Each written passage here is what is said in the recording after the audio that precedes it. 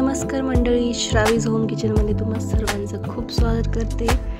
तर उन्हाळी रेसिपीमध्ये आपण आज पाहणार आहोत कैरीची कोशिंबीर। लागणारे सर्व साहित्य मी असं चॉप करून घेतलेले। सर्वात आधी पत्तागोबी उभी चिरून घेतलेली आहे, तुम्ही बारीक सुद्धा करू शकता। त्यानंतर कांदा चिरून घेतलेला आहे, एक कांदा उभा। एक बाउल घेतला, त्यामध्ये साहित्य टाकून घ्यायचे। त्यानंतर बारीक चिरलेली कोथिंबीर टाकणार आहोत आपण, थोडेसे वाटाणे टाकायचे आणि सर्व शेवटी म्हणजे उभी बारीक चिरून घेतलेली कैरी आपण टाकलेली। तर ही कैरीची कोशिंबीर, कैरीचं सॅलड खूप भन्नाट लागतं। तुम्ही दुपारच्या जेवणाबरोबर किंवा लंच टाइम डिनरमध्ये कधीही खाऊ शकता।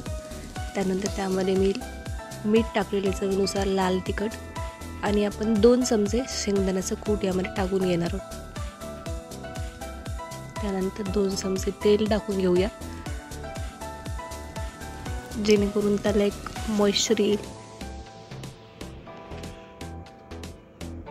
तुम्हाला हवा असल्यास तुम्ही साखरही घालू शकता, बट मला थोडीशी आंबट चव छान वाटते आणि ही यामध्ये लाल तिखट घातलेलं असल्यामुळे तर सुंदर लागते हे असंच।